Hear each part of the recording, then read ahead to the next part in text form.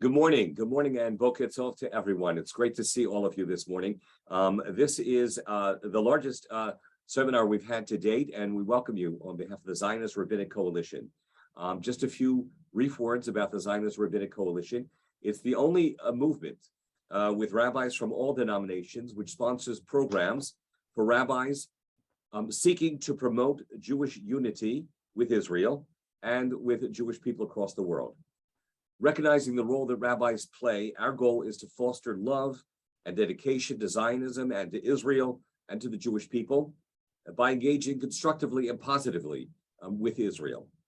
You can go to our website, which is shown right there. It is very easy to find, ZionistRabbis.org, and there you can learn more about both our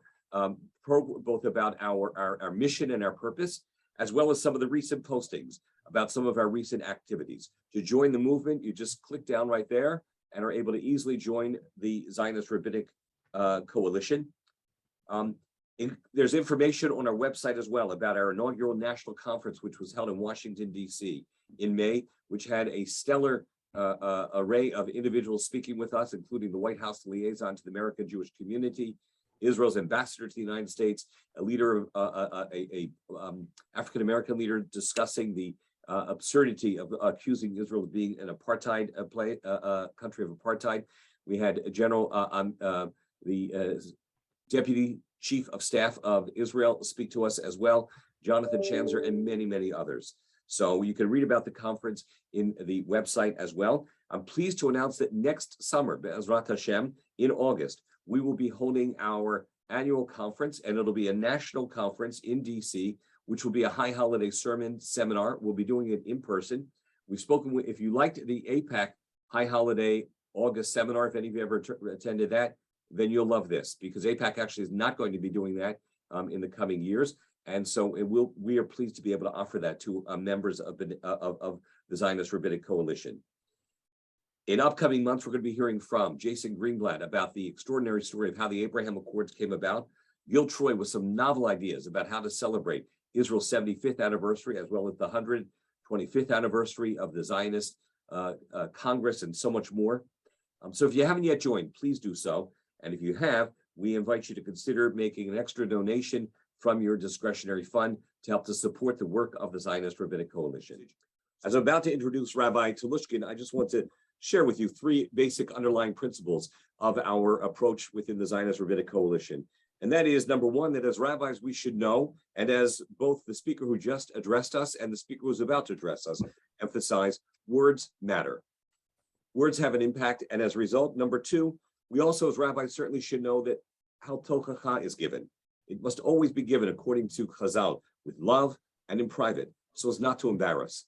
I think we should keep that in mind when we are composing our messages for our congregations, for our people, when we talk about issues affecting the Jewish people and Israel. And because finally, number three, Jewish peoplehood is important, the identity of modern Jews today. With that, now I want to turn directly to introducing our speaker, and Rabbi Joseph Telushkin. Rabbi Joseph Telushkin was named by Talk Magazine as one of the 50 best speakers in the United States. The other 49 are all on this call. Many of us are familiar with his writings. He's a prolific writer. When we see Rabbi Telushkin, you're going to see he has a full array of bookshelves behind him. I think he's written just about all of those books, probably. But here's some of the books that he has written. He's the author of Jewish Literacy, the most important things to know about the Jewish religion, its people, and its history, which is the most widely selling book of Judaism of the past 3 decades. It's been hailed by leading figures in all of our movements and has been published already in a 3rd edition. In light of he also has written a book about it's a 3-part book about Jewish ethics. In light of the increasingly uncivil atmosphere in contemporary American political and personal lives, I hope all of you are aware of Rabbi Telushkin's book, Words That Hurt, Words That Heal, How the Words You Choose Shape Your Destiny. This was the motivating force behind Senators Joseph Lieberman and Connie Mack introducing a Senate resolution to establish a National Speak No Evil Day throughout the United States. And if I could just add personally, it was the source of a sermon I gave a few years ago, so I commend it highly to all of you. And he recently has published a comprehensively revised edition of the book, which is very appropriate for our day and times. He also has written a wonderful biography called The Life and Teachings of Menachem Shearson, the most influential rabbi in modern history, which is the New York Times bestseller. In recent years, his book, Why the Jews? The Reason for Anti-Semitism, the most accurate predictor of human evil, which Telushkin co-authored with Dennis Prager, was hailed by Rabbi Harold Kushner as the wisest, most original and provocative book on the subject that he's ever read, has just been reissued. The revised edition makes the case as to how anti-Zionism, along with the BDS movement, have emerged as the most potent contemporary expressions of anti-Semitism. Telushkin serves on the Advisory Council and Scholars Council for the World's Jewish Museum, the iconic Frank Gehry Design Museum, which is due to open in Tel Aviv, for which he's coined the museum's adage, Jewish ideas have changed the world without the world knowing it, and now it will. Rabbi Telushkin, by the way, lectures throughout the United States. Many of us have probably heard him. He's available to come to your community, your congregation, and would be very open to that opportunity to speak with you. Many of Rabbi Telushkin's books can be found. We just put that in the chat on the Amazon website. And without any further ado, it's my great pleasure to introduce and to turn things over to Rabbi Joseph Telushkin, our scholar for today. At the end, we will have an opportunity for a few questions or comments for Rabbi Telushkin.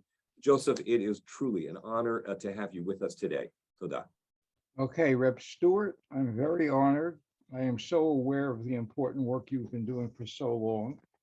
And just looking at my screen, there are so many friendly, warm faces, places where I've been to, where I've had occasion to speak, other people who I know outside of that, and who had places I look forward to speaking at.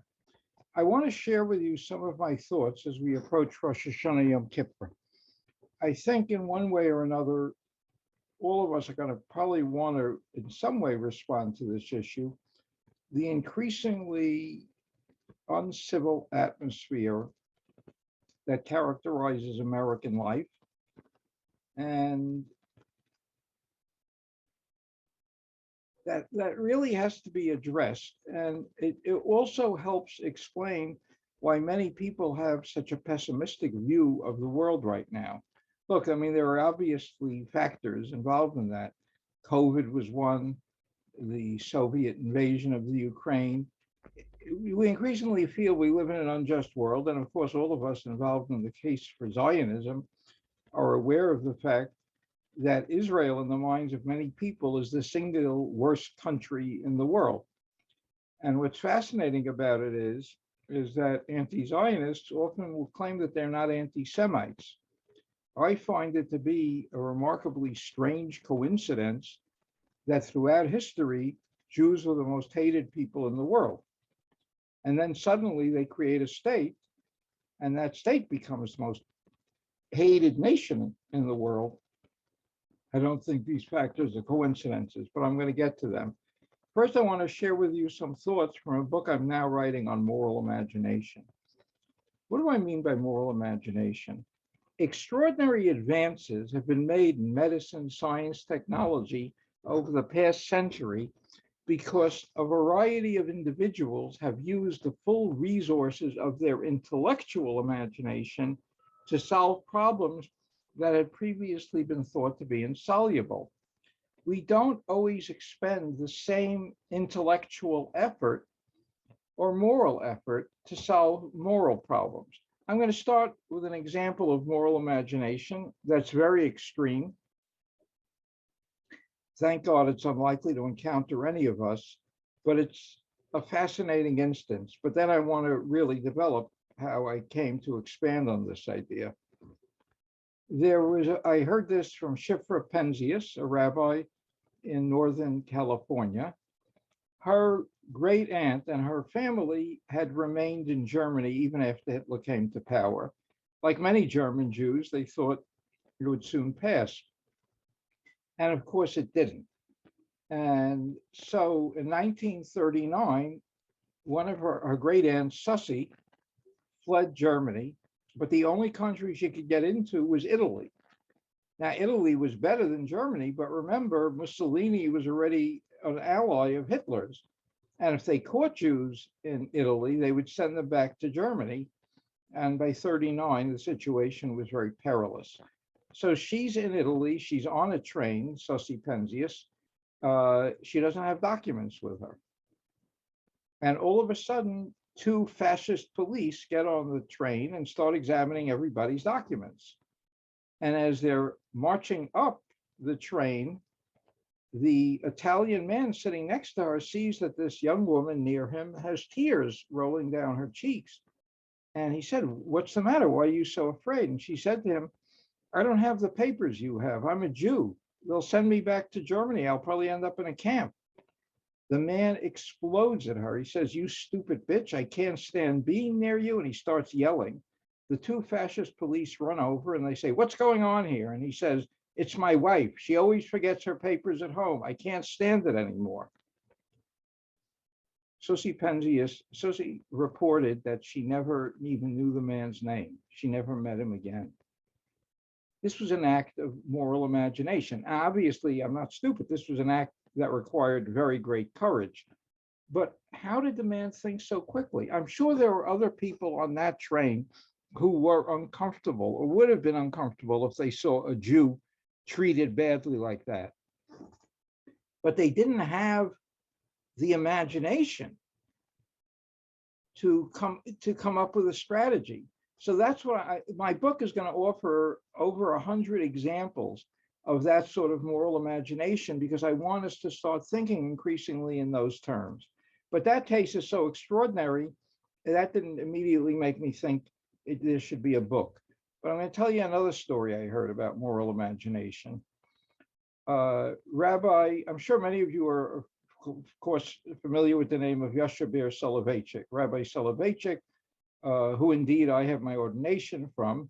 But he was named for his great-grandfather, whose name was Yashabir Soloveitchik, and who wrote a book for which he's famous called Beis Halevi, because the Soloveitchiks were Levium. Anyway, one day he's sitting with his students, and a man comes in and says, "Rabbi, I have a question.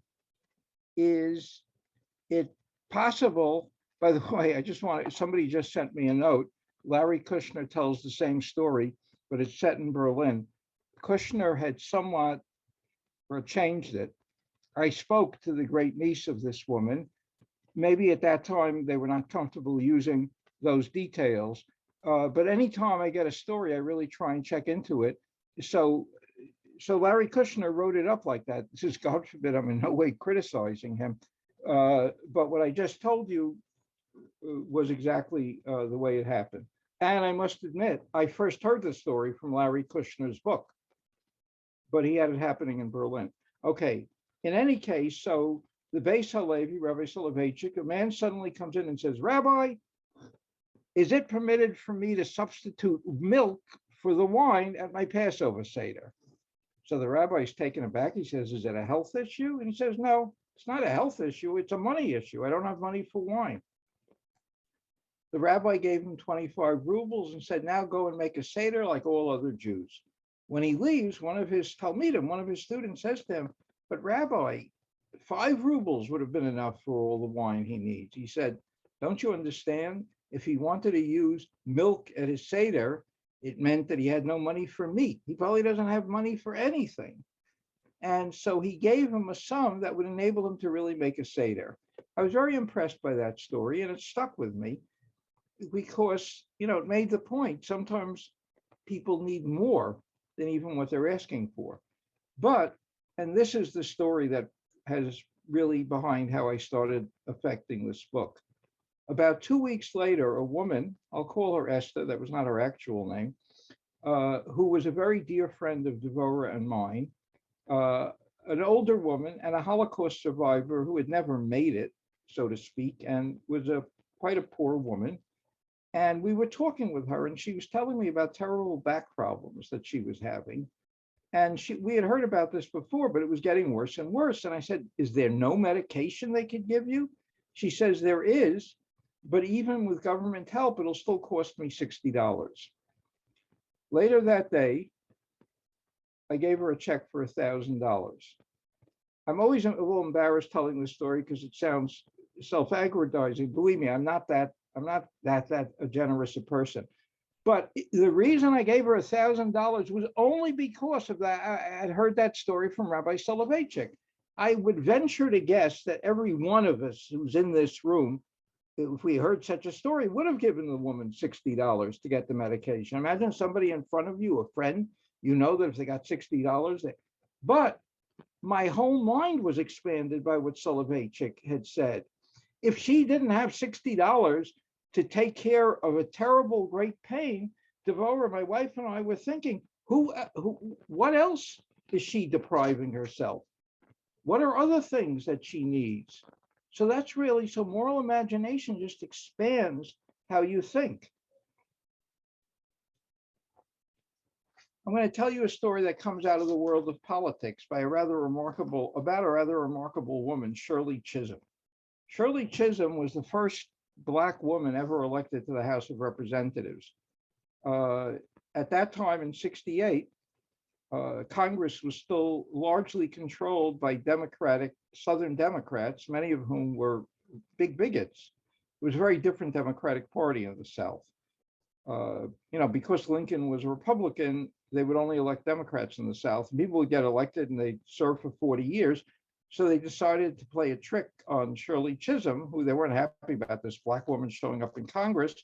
So she represented Bedford-Stuyvesant, largely what would be called the Black Ghetto, and parts of Crown Heights. And so they appointed her to the Agriculture Committee, which caused one New York newspaper to headline the appointment, "A Tree Grows in Brooklyn." So of course she was very upset, and she had a meeting with the Rebbe, and the Lubavitcher Rebbe said to her, what you see as an insult might be a challenge from God. On the Agriculture Committee, you're going to have access to how food gets distributed. And indeed, that's exactly what she did. On her first day in Congress, she befriended Bob Dole, and they worked together. To people who are significantly younger, it sounds like I'm describing the Messianic era. There was actually a time when a Democratic congresswoman and a Republican senator could address a problem and work to resolve it. You didn't have whole blocks only voting on one side. And she helped develop and expand the food stamp program. 15 years later, when she retired from Congress, she gave a farewell speech, and she spoke about that meeting with the Rebbe. And she said at the end, if poor children now have food, it's because that rabbi in Crown Heights had vision. Again, so you take a terrible thing, she's appointed and being marginalized. They figured, yeah, she probably wants to address issues of education, issues of welfare, a whole bunch of issues, and then you find the way out of it. I'm going to tell you now another story about Shirley Chisholm, which is equally remarkable. In '72, Chisholm entered the Democratic presidential primary. In '72, it was McGovern who got the nomination. She was one of 7 entrants, and she said, I know I'm not going to get it. She said, I know, but I wanted to establish a precedent. Okay, a few months into the campaign, her most opposite number out of the 7 was George Wallace, who somebody tried to assassinate and shot 5 times, and Wallace ended up paralyzed for life. 3 weeks later, Shirley Chisholm showed up at his hospital bed. Wallace was in shock. He said, Shirley Chisholm, what are you doing here? And she took his hand and said, because I don't want to see what happened to you happen to anybody. Wallace's daughter, who was present, said that meeting started the process by which my father turned into an anti-segregationist. And later on, when he was elected governor, he appointed an enormous number of Blacks to his community, and he even got 90% of the Black vote. Wallace had been a terrible person. I mean, his slogan was segregation today, segregation tomorrow, segregation forever. And his daughter said it was because of that visit. And a little short time later, when Chisholm sponsored a bill in Congress that minimum wage laws should also apply to domestic workers, Wallace lobbied Southern congressmen to vote for it. So, okay, but now I'm going to tell you what the moral imagination was of what Shirley Chisholm did. Barbara Lee, who's now a congresswoman from California, was then a college student working on Chisholm's campaign, and she was angry at Chisholm. She said, how did you go see that man? He's a scoundrel. And Chisholm said, you never know what one act of kindness can do. But this is where the moral imagination comes in, and it applies to all of us who are counseling people who have enemies, and who are filled with anger at other people. You have to time it correctly. Had Chisholm shown up at George Wallace's house a month before he was shot, he would have had no respect for her. He probably would have treated her terribly. But because he was suffering, suddenly it opens us up. I bet every one of us who's had occasion, if you've lost a parent, if you lost a spouse, if you lost a child, every one of us becomes more vulnerable at that point. If there are people who are on the outs and they come to visit, it can have a very, very big effect. So part of moral imagination is not just doing an act of kindness, but doing it in a way that it can achieve a result. One of the writers who has impacted me most deeply is the late Abraham Tversky.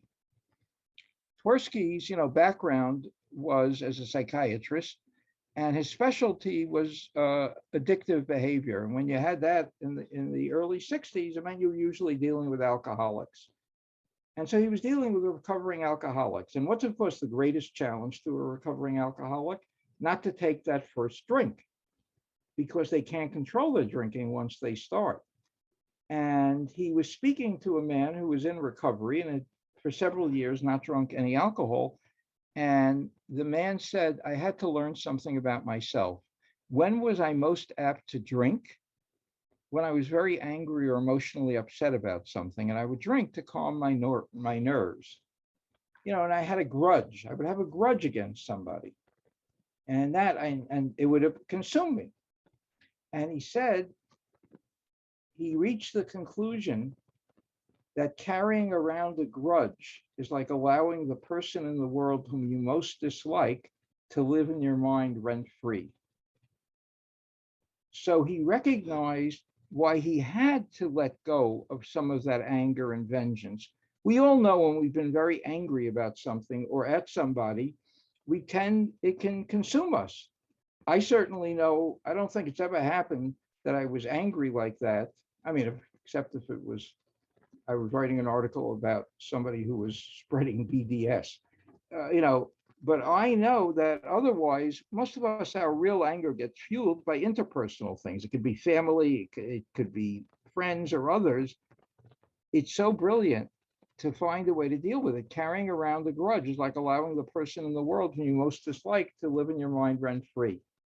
Tversky also told me, Rabbi Tversky, alav hashalom, zecher tzadik livracha, also told me he was one of 5 children. And they were all sons, and he was the youngest of the 5.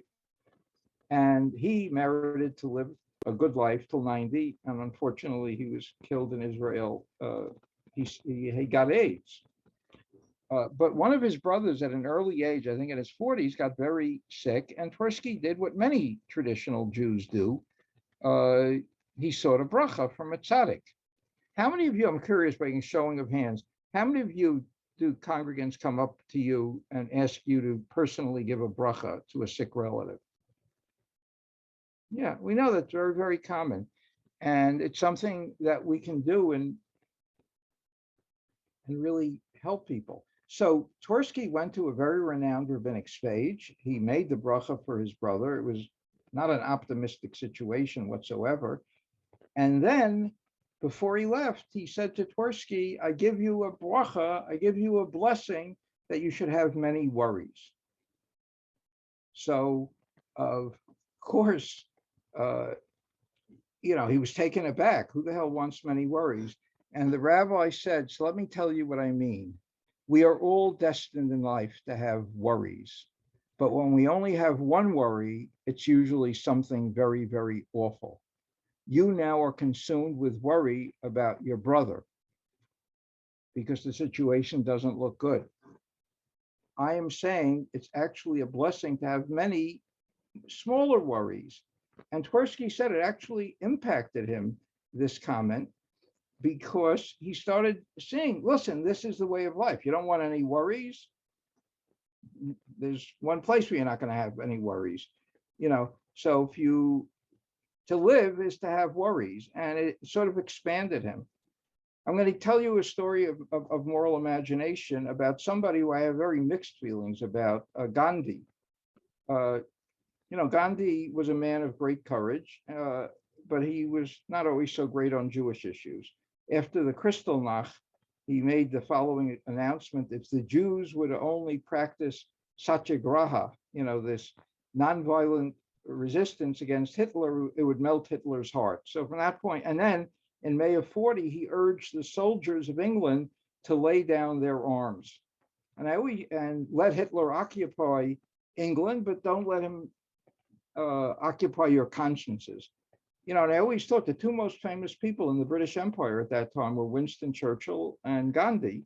Can you imagine if positions had been reversed, what a catastrophe would have ensued? But yet, I'm open to moral imagination for anyone. Gandhi in the 1920s had to get on a train, but the train was pulling out of the station. So he started running after the train. And as he got near to it, people saw him and they pulled him up onto the train. As they were pulling him up, one of his sandals fell off. So as soon as he got onto the train, he took the other sandal and threw it in the direction of the first sandal.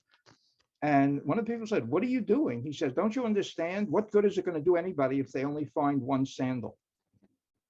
And I thought that was such an ingenious response, how even when something bad happens to us, think how you could turn it into something good for somebody else. One topic I like to sometimes approach during the high holidays are, what are the obstacles to repentance and self-improvement? I'll just give you a few examples of them. Probably the first is not accepting responsibility, but blaming others. What does Adam do when God confronts him? He blames Eve. What does Eve do? She blames the snake. And the refusal to accept responsibility is the first problem that we encounter. So you have to accept responsibility. Another thing people do is they rationalize bad things that they've done.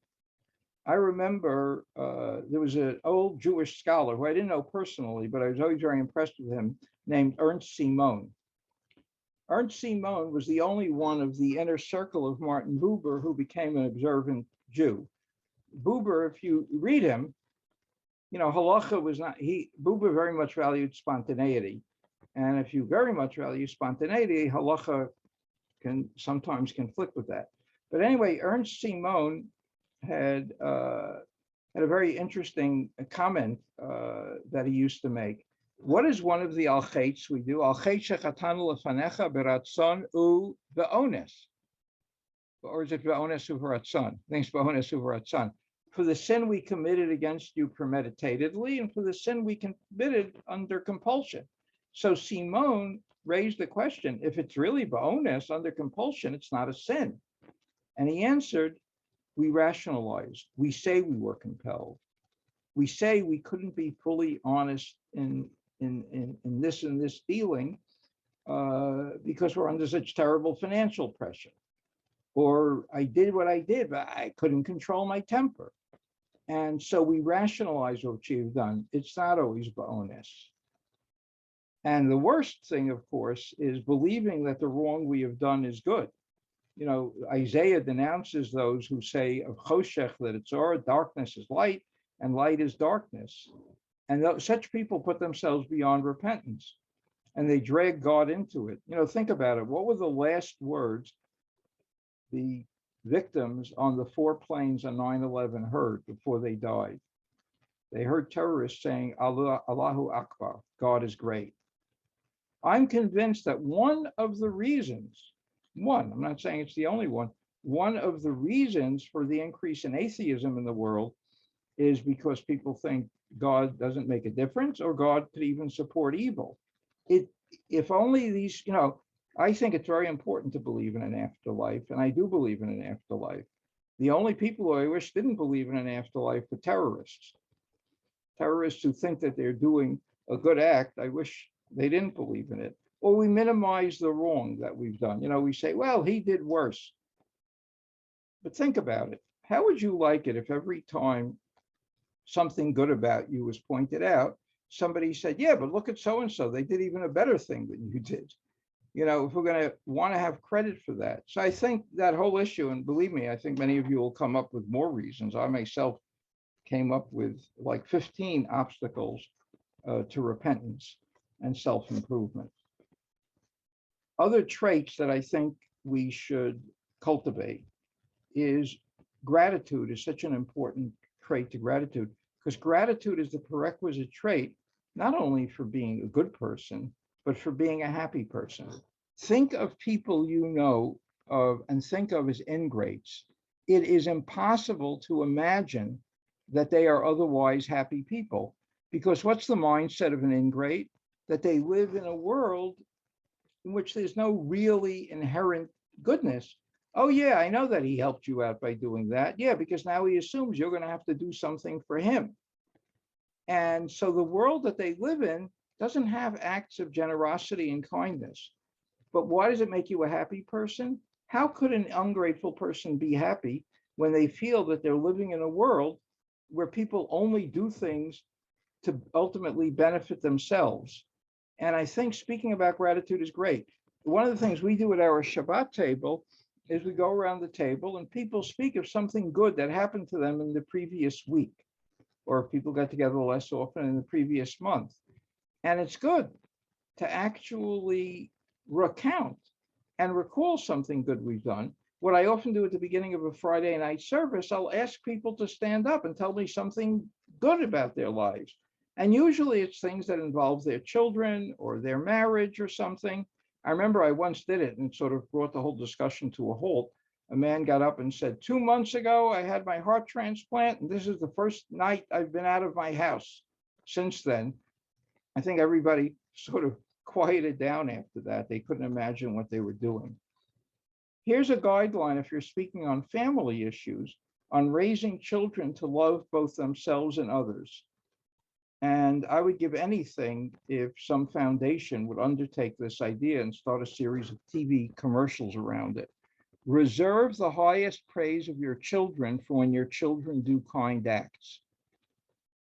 People generally get their highest praise for intellectual achievements. Oh, my son Sean, named for his grandfather Shmuel.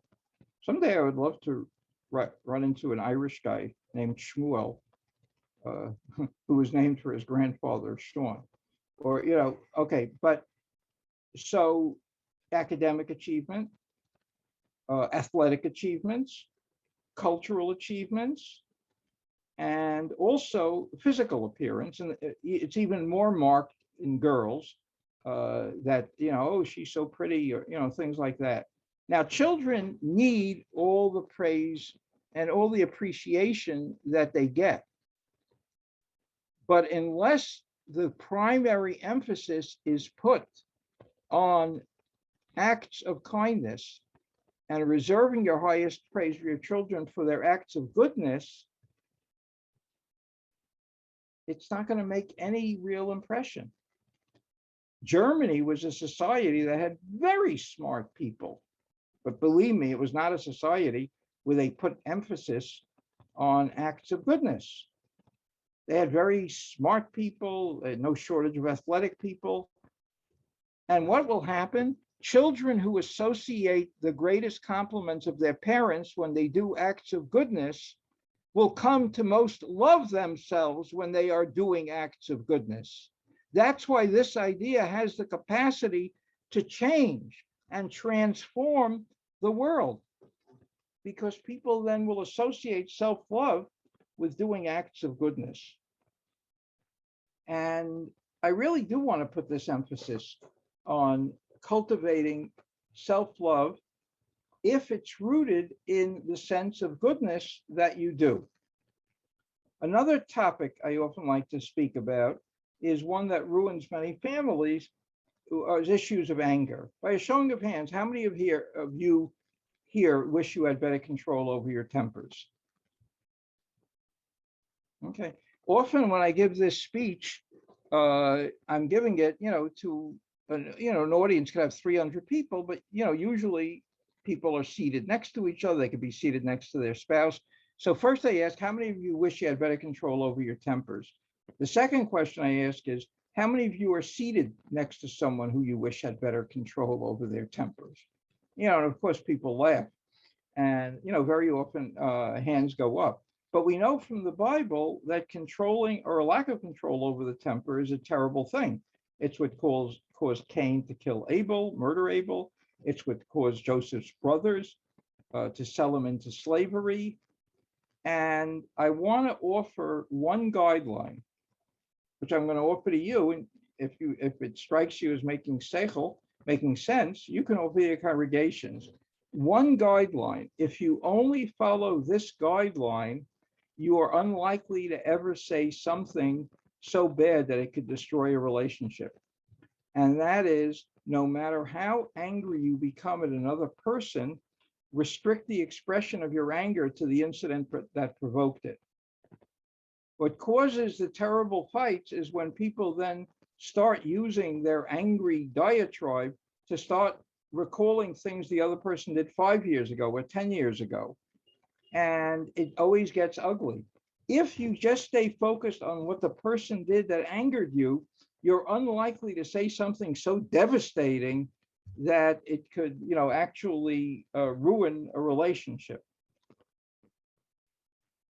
Many years ago, I was able to get two senators, Joe Lieberman and Connie Mack, to introduce a bill in Congress to establish a National Speak No Evil Day. What I try and encourage people to do is, at least on Yom Kippur, go for 24 hours without saying anything negative about another person. And when I first mention it, people laugh because it's very hard for many people to do that. I used to do a thing where I tell people, sign up for 2 hours a day when you won't speak Lashon Hara at all. And then people were signing up to speak no Lashon Hara between 3 a.m. and 5 a.m. But if people, you can really get people to go for 24 hours. Number one, if they break it, so immediately resume it, but be conscious that they broke it. Very few people are conscious of how many negative comments they make about other people. By the way, another way to avoid Lashon Hara is never speak about another person for more than 2 minutes. It's very hard once you start. Imagine if I divided everybody up into groups of 2 and say, okay, speak about somebody for 20 minutes. Are you really going to have 20? Oh, that story shows how nice she is. I know an even nicer story. No, because what's not so nice about people is what tends to be more interesting. And Isaac Bashevis Singer, my wife worked for Isaac as an editor for many years, and she was the one person to whom Isaac tried to teach the craft of writing. And she wrote an extraordinary memoir about a master of dreams. Isaac used to say, even good people don't like to read novels about good people. So the question then, becomes, how do we really, deal with these sorts of issues? Because anger can play such a destructive role. And all of us who raised their hands that said that they wish they had better control over their tempers have probably at some point said something that inflicted a real hurt.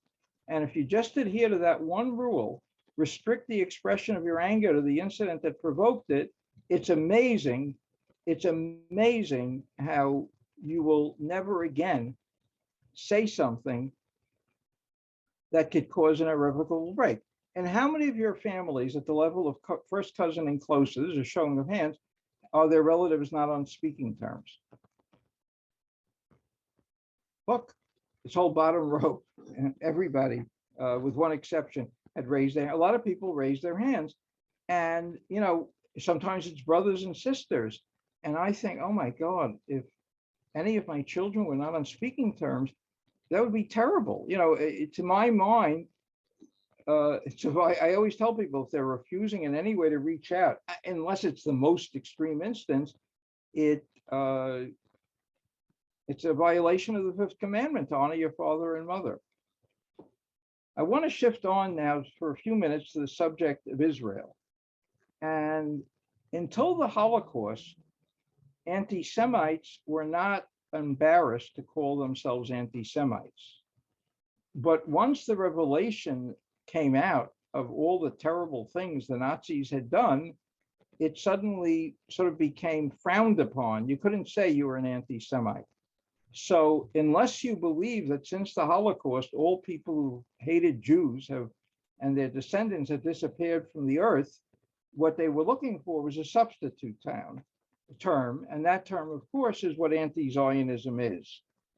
As I had written years ago with my friend Dennis in our book on Why the Jews, can someone deny that Italians are a nation, work to destroy Italy, and all the while claim that he is not an enemy of the Italian people because he doesn't hate all Italians? The question is absurd.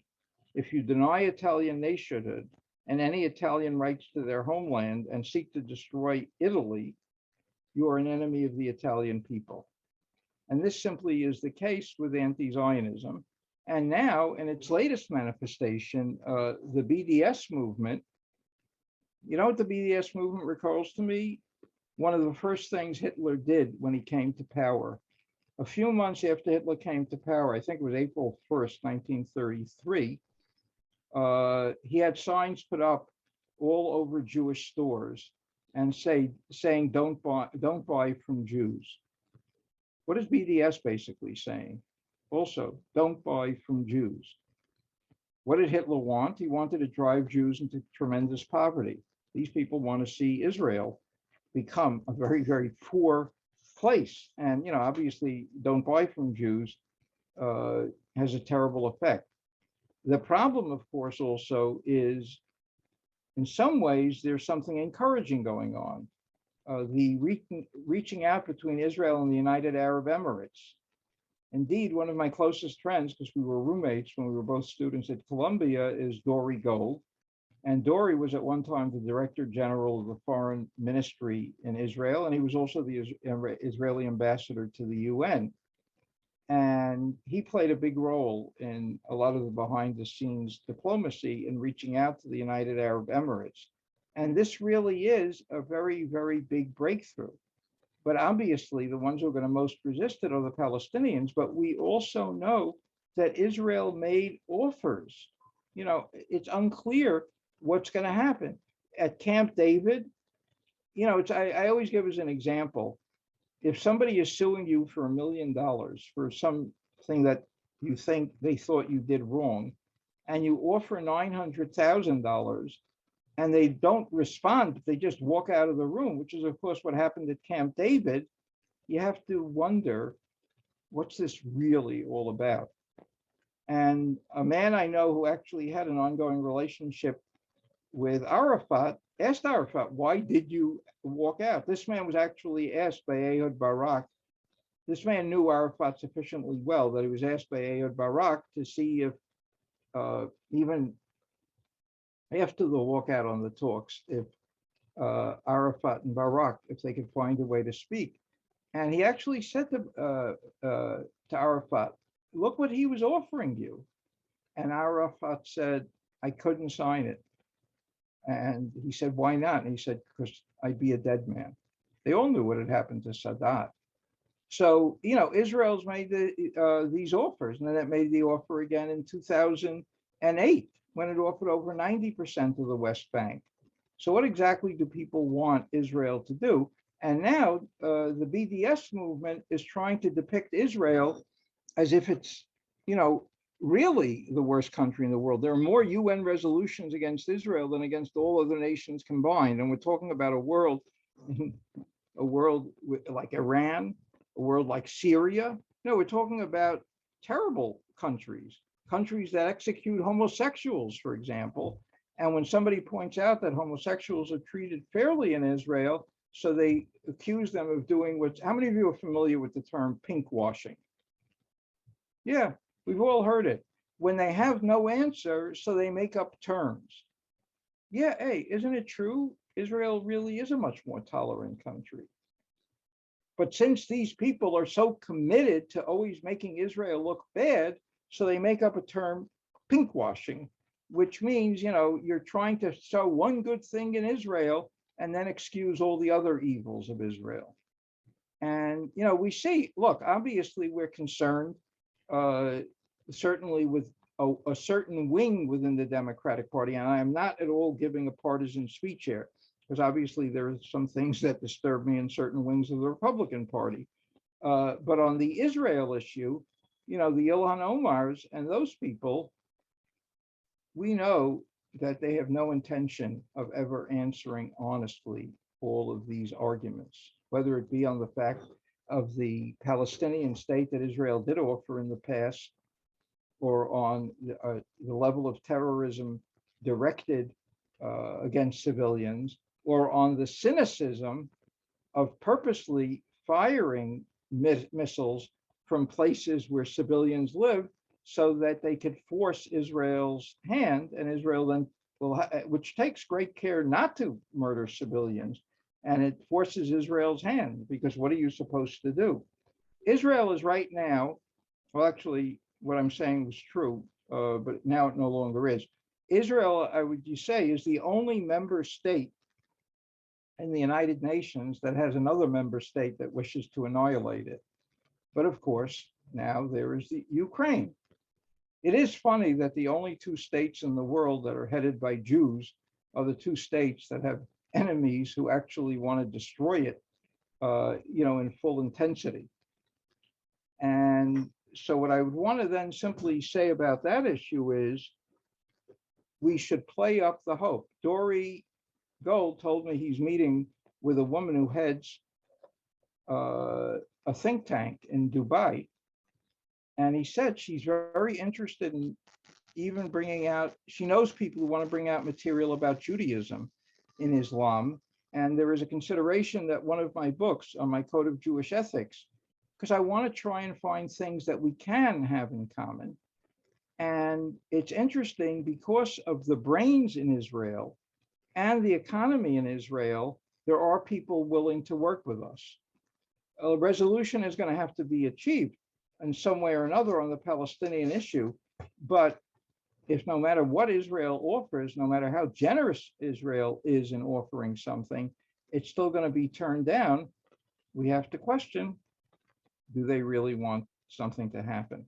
So what I wanted to do today was just throw out a whole bunch of different activities, moral imagination, issues like gratitude, issues like controlling your temper, being a good person in a morally complicated world, how to change, and then making the case, of course, for Israel by pointing out the absurdities and the lies that are being directed against Israel. I'll just conclude with one thought and then open it up for some questions.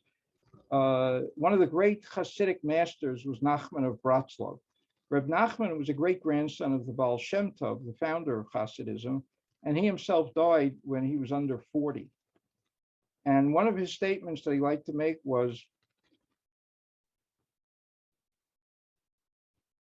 isn't that funny? Now I'm forgetting what the statement was that he liked to make. I can only attribute it to the fact that I am over 40. Okay, Reb Nachman used to say, if you are not going to be a better person tomorrow than you were today, what need do you have for tomorrow? I ended a speech like that once, and somebody said to me, Joseph, that's a very depressing way to end your speech. What need do you have for tomorrow? So I think this is not a bad line to quote in your congregations. You start with what Rav Nachman said, if you're not going to be better tomorrow than you were today, what need do you have for tomorrow? And simply say, I wish all of you a very good today and an even better tomorrow. Thank you very much. Wow, Joseph, thank you. That is a powerful tour de force. You've given us a tremendous amount to think about and to a tremendous amount of chomer ledrush. We're going to open it up in a few moments. Let me just begin by saying a few preliminary comments. Number one, in response to a few questions, a recording of this will be made available to members of the Zionist Rabbinic Coalition.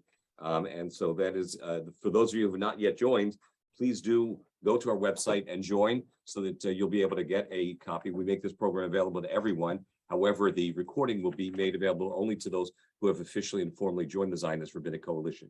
Along the lines of what Joseph said, I just want to mention a few things and then go back to Joseph, one of which is that in the coming year, next June, Bezrat Hashem, God willing, we will be having a mission to Israel as well as to other countries to celebrate the Abraham Accords. I think that's something that will be of interest to many of our colleagues. And part of what I want to say is that we're obligated. We should feel that commitment, the obligation to uplift and inspire our people. Joseph, you've given us so many wonderful anecdotes and stories which we can use in so many different ways. One of the questions I want to encourage our colleagues to consider is, what will those who may hear only 1 or 2 sermons a year come away with? Will they be inspired? Will they want to pursue their Judaism even more, or are they going to be turned off by negativism? Will it uplift them, or will it bring them down? Will it be to denigrate our fellow Jews and Israel, or will it be to educate and help them understand? Will it be to sit back and feel morally superior by condemning other Jews, or to help them educate them about the amazing story of the Jewish people? So in that context, I just want to mention, I was thinking about something. Recently, I was in Israel and I heard about the extraordinary work of the Volcani Institute.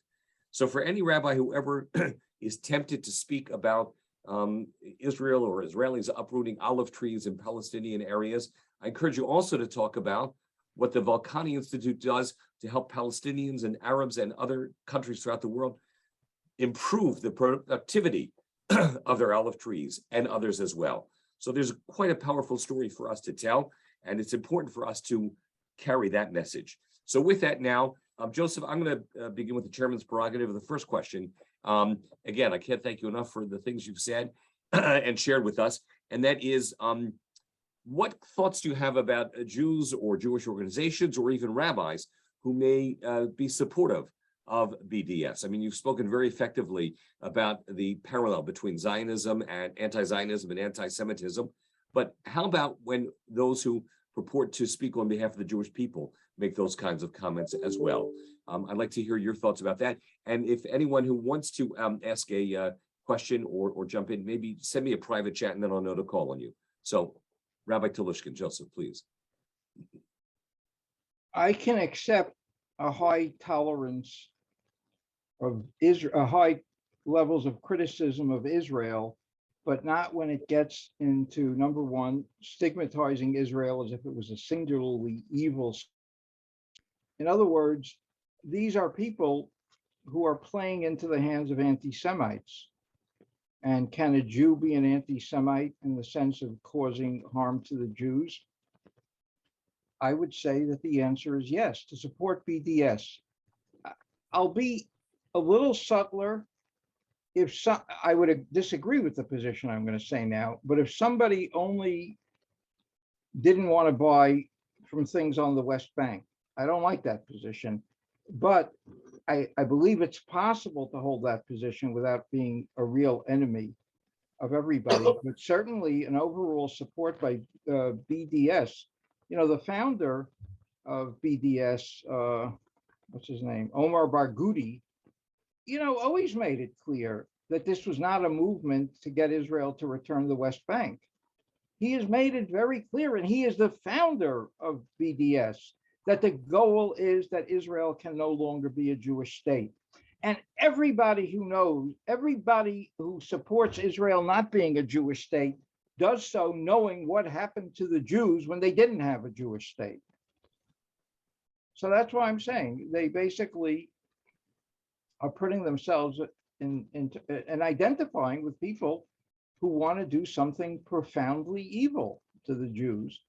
And I said it reminds me of the Nazis, don't buy from Jews. So they say don't do business with the Jews. And it's a very, very cynical Thank you. Movement. Yeah. Along those lines, by the way, the Zionist Rabbinic Coalition recently sent letters to all of the major rabbinic seminaries here in the United States, calling upon them, just as they would not accept for admission someone who is racist, someone who is homophobic, and so on, misogynistic, also to raise their standards to make sure that those who are accepted to rabbinical school, the individuals who are supportive of the concept of Jewish peoplehood and of the Jewish nation and of Zionism. So you can find out more about that on our website, zionistrabbis.org. I want to go to a question that was submitted here by Rabbi Michael Zedek, who said, how might you respond to the increasing alienation of many liberal Jews to Israel? So following up on the previous point, but expanding a little bit differently. The question is how to respond to increasing alienation of liberal Jews to Israel.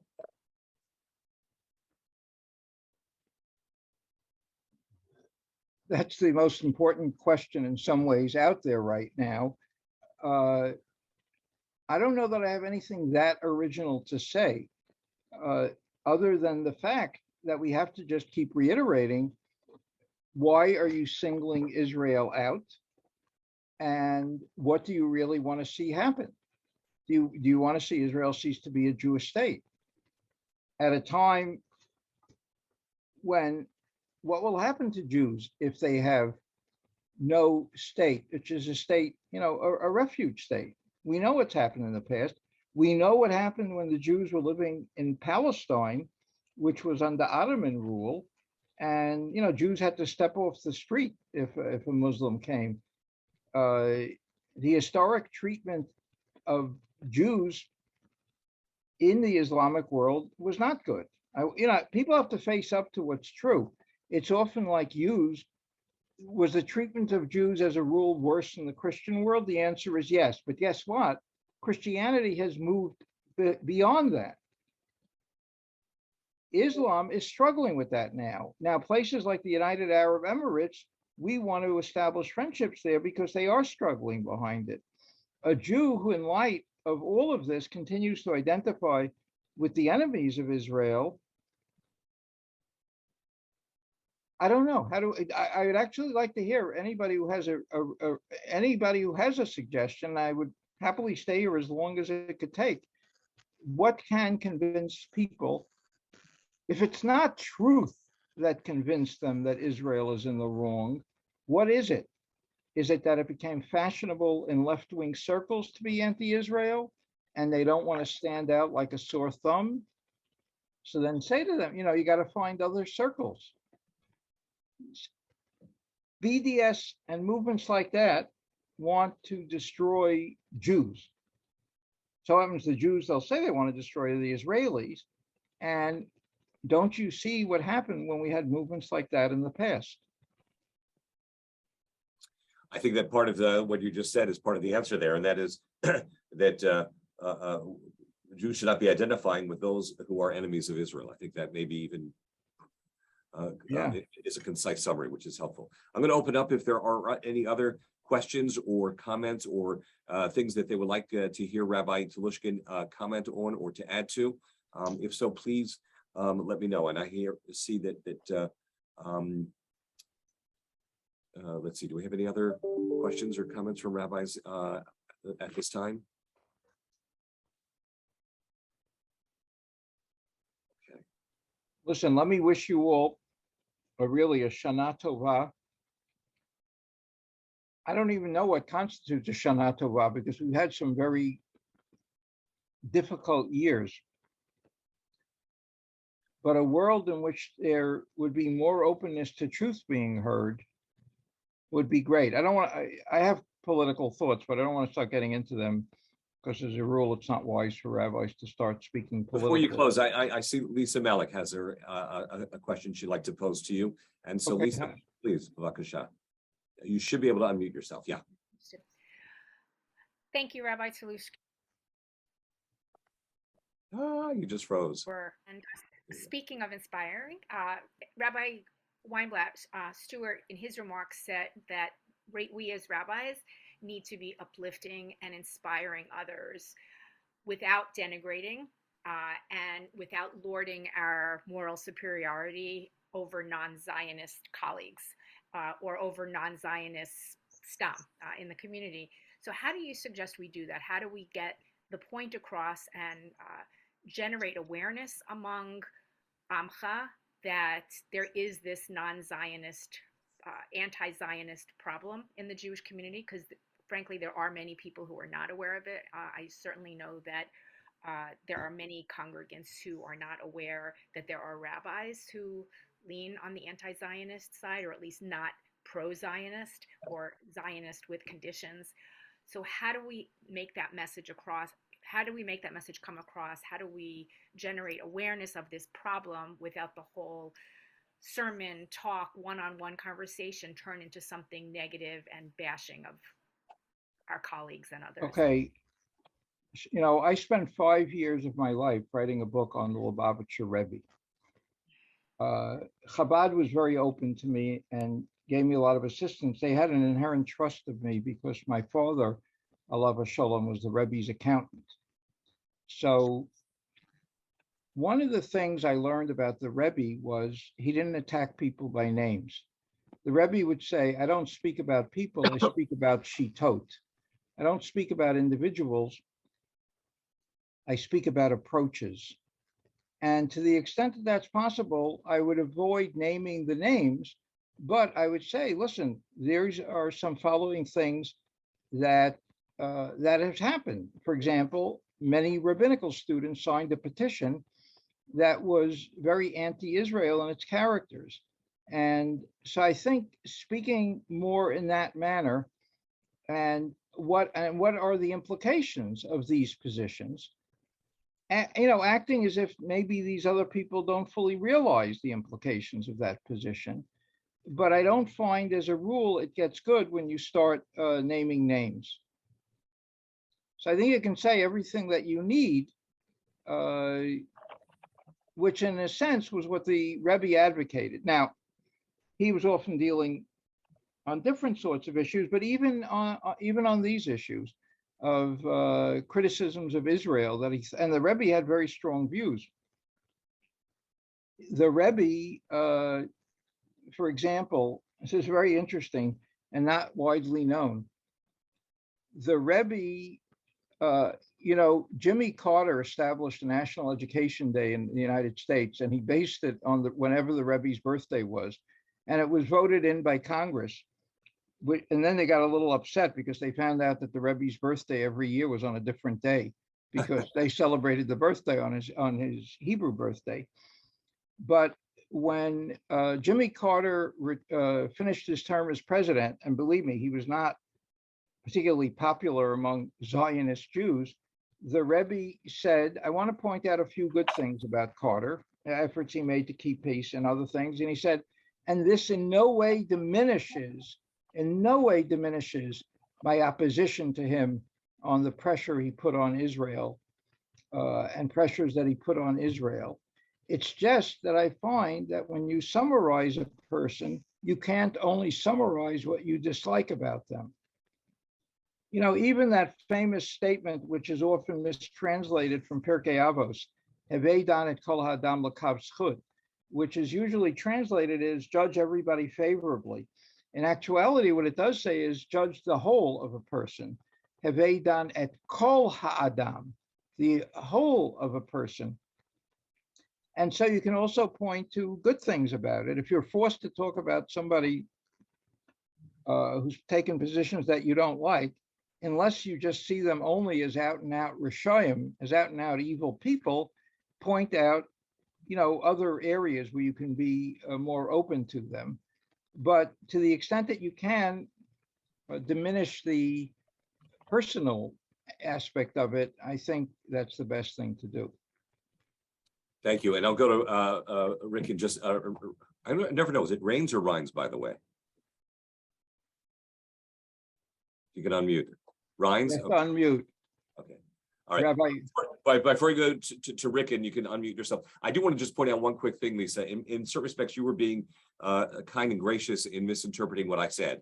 And I wasn't talking just about us speaking about those who are not Zionists, but I was talking about, and in certain respects, I'm being critical here of some of our colleagues who feel a certain compulsion or necessity to be critical of Israel, and that somehow they feel morally superior by doing that. And so that's what I was referring to. So for every rabbi who complains about Israeli actions against Palestinian farmers, I want them also to be called to task and say, and do you talk about also what Israel does to help those very same people? So at any rate, but the misunderstanding led to a wonderful question and answer by Rabbi Telushkin, and you gave me credit for being nice to by the way, I'll just add on one thing, and then Rabbi Rines. Yes. Okay, I'm going to go right to you.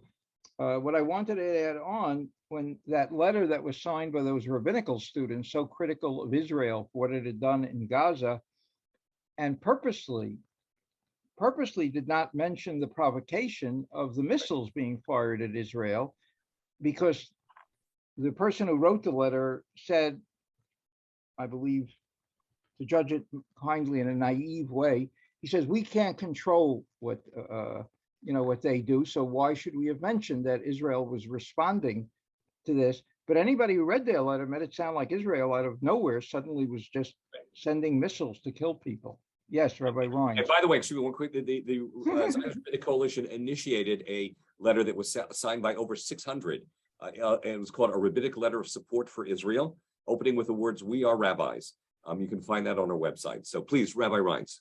Yeah, one of the tools that we could use to reach out to our young colleagues, especially who are ambivalent about Israel. I don't know how many of them are anti-Israel, but they're certainly ambivalent, would be to use, Rabbi Telushkin, your wonderful teaching of moral imagination. And that is, how could we, just like Shirley Chisholm reached out to George Wallace, how could we reach out to them? And it's not by ad hominem attacks or by embarrassing them, but perhaps by kind measures in individual reaching out to one or the other. Now, I give a specific example. My son is a current student at Hebrew Union College, and a couple of his colleagues, classmates, signed. It just so happens they weren't anti-Israel, but they got caught up in the moment, and everyone signing this letter, and it sounded like a PC thing to do. But in gently reaching out to them, we can make perhaps better friends than confronting them and hardening them as enemies or opponents. I like what you're saying, but it also set me in another instance where I think we have to respond in a very tough way. I'm sure many of you have heard that a few months ago, the Harvard Crimson, the newspaper at Harvard, its editorial board came out in support of BDS. And that issue, I think, should have been confronted very, very strongly, and I'll tell you why. Because the issue is much greater and much worse than what people might think it is. I don't know how inflated are the egos of the people who edit the Harvard Crimson. They probably think they're pretty important people.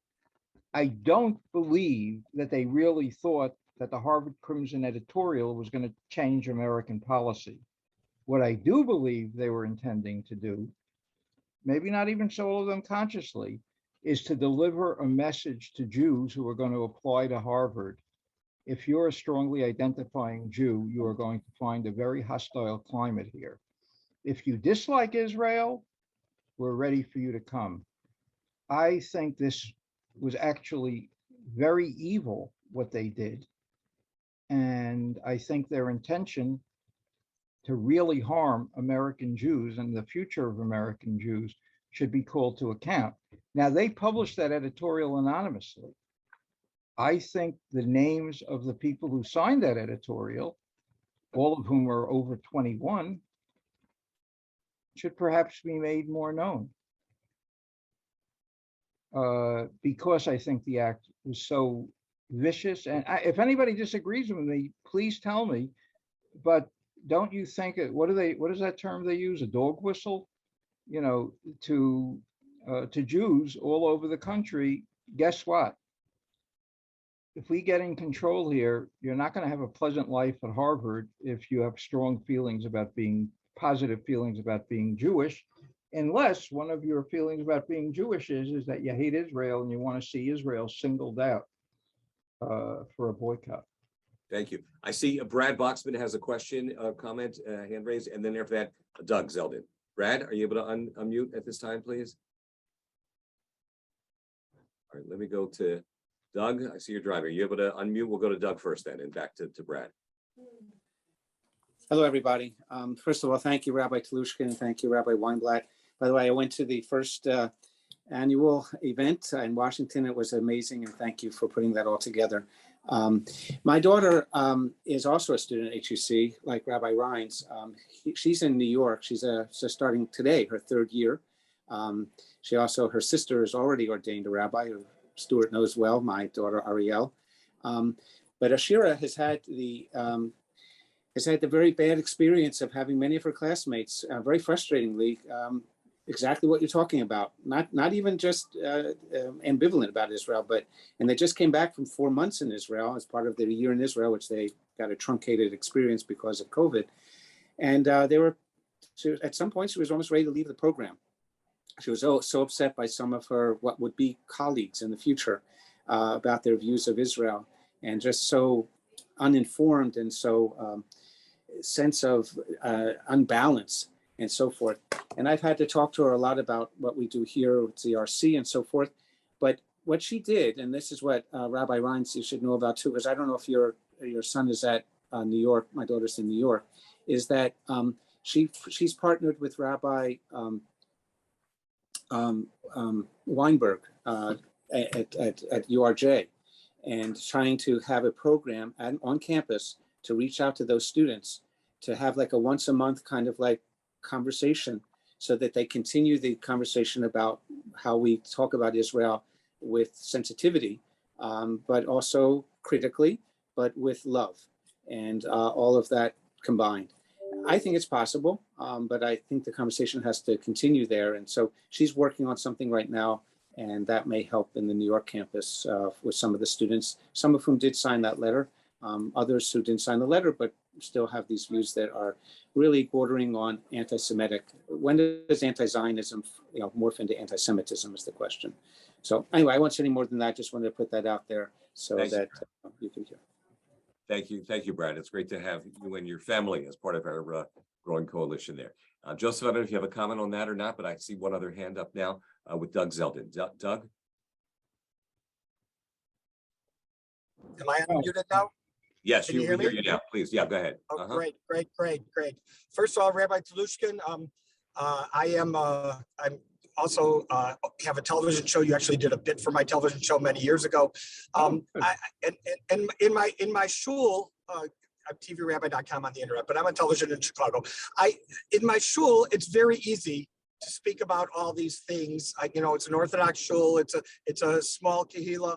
It's easy to speak about these things. But as you're talking about BDS, you remind me of what went on when my daughter, who's now and she's having problems now with something, was in University of Illinois, and she was one of the frum girls, and she helped put up an eruv there, and in the midst of it, that BDS thing came up, and she was because she was the president of Students Supporting Israel, she was put on the front page of the Jews Supporting Palestine newspaper. Watch out for this girl and things like that. Very, very scary things. Today, what's happening with her is, because I believe it's a little bit different, that it's becoming more popular to be anti-Israel and anti-Semitic without displaying it in a verbal way. It's the first time in her years. She's getting her doctorate now in pharmacy, and in this medical school. It's a private school. It's Midwestern University in Downers Grove, Illinois. And she's the only frum girl in the program. And she's also the #1 student in the program. Thank God, Baruch Hashem. But the issue is, they're giving her a hard time about taking off Yontif for the first time ever. Now it's like, well, I'm sorry, you should have submitted this stuff during the summer, not at the beginning of the semester. And the dean, the actual assistant dean who she's dealing with, is saying, it's too late for the submission of these things. And she submitted it the first day of school. It's just, she never had problems like this in the past years. And I just see it's becoming more popular to say, we don't have to cater to these Jews. We don't have to cater to these Jews. And I think it's underlying. It's not like on the surface, I'm anti-Jewish or I'm anti-Israel or don't support Israel. It's more like we can be in this way underlying now and get away with it, and nobody can accuse us of anything. And I think that's something that we have to watch for also. There's a lot of underlying things out there that are anti-Semitic and anti-Israel, and people hide it behind other things. So I just wanted to mention that comment. No, and I think you're right. I think she should go to some of the Jewish organizations. It could be the OU, or the ADL and make sure that these people are challenged on that. That they should just know they can't get away with it. And you know, it's not an overreaction. Jews in general, I forget who it was, somebody made the comment to me, America has become so much of a cancel culture, you know, that if anybody says something racist, which obviously is a bad thing to do, but very often, even if they apologize, they're fired or they're forced to resign. And somebody said, what do Jews as a rule do if somebody makes a really anti-Semitic comment? We don't normally push that they get fired. We push that they go to the Holocaust Museum. You know, there should exist that idea of forgiveness. And America's become, the cancel culture is an unforgiving culture, and that's very alien to Judaism. Yeah. But they should be confronted on an issue like this, because obviously somebody's in charge there now, particularly given what you said about how good a student your daughter is. You know, this is evil. Yeah. I'll just say that it's one of the raison d'etre and reasons for the Zionist Rabbinic Coalition is to try and give strength to rabbis and to try and provide a homer, and so that we have the materials. There was a speaker at our conference, by the way, Eliza Lewin with the Louis D. Brandeis Law Center, who has filed several lawsuits in these kinds of situations, Doug and others. But you're right, our college campuses, students on college campuses, Jewish kids are under tremendous pressure. And they often come there so ill-equipped with a naivete, born of cushioned life in many cases, without without the full tools to be able to respond to this, the assaults that they'll encounter on college campuses. So we as rabbis do play a very, very important role as influencers, as people who get messages out, and have a great responsibility to be able to help to get messages of a positive nature out, and to be able to combat and identify when there are those kinds of anti-Semitic, be they subtle or more blatant efforts. So with that, I'd like to conclude our program this morning, wherever you are. And just again, thank you, Joseph, so much for a wonderful, wonderful presentation. If we could all just let Joseph see our applause, and it's very, very special to have you with us. And we look forward to our program next August, as I said, Ezrat Hashem, which will be held in Washington in person. You saw some of the comments, people who have attended our program that we held just a month or two ago. When we did a survey, by the way, I'll tell you this, 100% of the participants said they would absolutely come to another conference that we had sponsored. So those of you who weren't able to join us, hopefully will be able to. And we welcome your participation, your support, and wish everyone a Shana Tova. And even also equally important, a Toda Rabbah to Joseph Telushkin for enlightening us and sharing Torah with us today. Thank you. Thank you all. The recording will be made available to members of the ZRC. Take care.